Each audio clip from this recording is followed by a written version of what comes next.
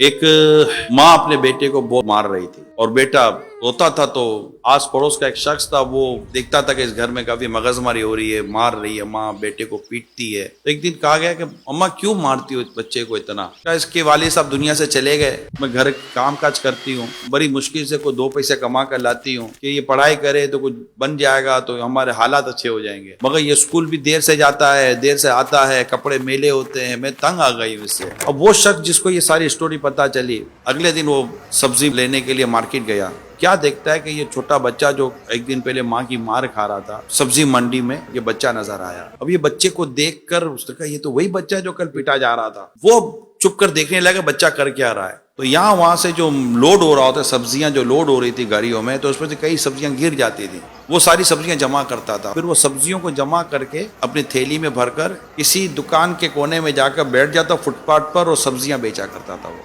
अब वो आदमी उसको फॉलो कर रहा है, यार स्टोरी क्या है। अब स्टोरी ये है कि वो जैसे स्कूल गया तो अब लेट पहुंचा दोबारा, तो उस्ताद साहब देखा हाथ निकालो, हाथ निकाले, उसकी मार पड़ी, वो रोया। तो वो आदमी उसको हमदर्दी पैदा, बोले सर क्यों मार रहे हैं आप इसको? कहा ये रोजाना लेट आता है, इसको रोज मारो, रोज लेट आता है, रोज मारो, रोज लेट आता है। बंदा है, गधा है, मानता ही नहीं है कोई बात।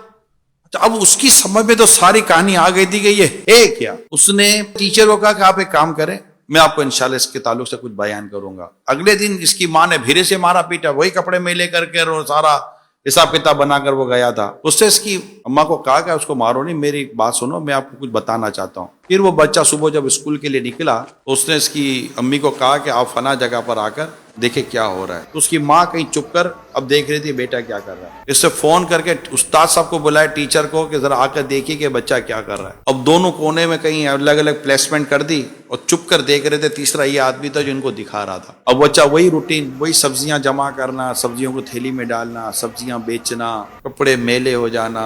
फिर वो लेट गया स्कूल। अब वो टीचर तो देख ही रहा था, उसे पहली बार देखा था कि हो क्या रहा है बच्चा, यार ये तो मजबूर है। जैसे बच्चा स्कूल गया, जाकर उसने क्लास के अंदर बेंच पर अपना बैग रखा, सर के पास गया, हाथ निकाल दिया, मारो। वो मारने के बजाय वो टीचर ने बच्चे को अपने सीने से चिपटा लिया, खूब रोया। इतने में वो आदमी भी आ गया जो सारी रहमदिली वाले सारे वो मामलात कर रहा था। तो बेटा ये बता तुम कर क्या रहे थे?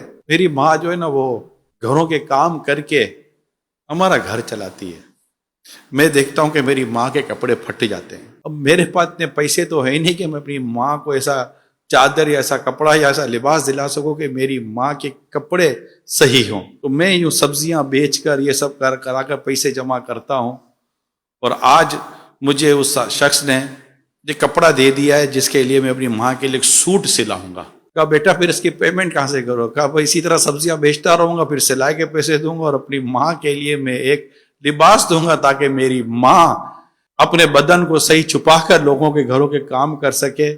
मैं इसीलिए मेरी माँ की भी मार खाता हूं, अपने टीचर की भी मार खाता हूं, मैं सब कुछ करता हूं ताकि मैं अपनी माँ का एक अच्छा सा लिबास सिलवाने में कामयाब हो जाऊं। गरीब घराना अपना घर कैसे चलाता है ये बाद औकात हमें पता ही नहीं चलता। ये सफेद पोश फैमिलीज की स्टोरीज होती हैं। ये वो लोग नहीं होते जो सड़कों पर जाकर मांगने के लिए कोशिशें करते हैं।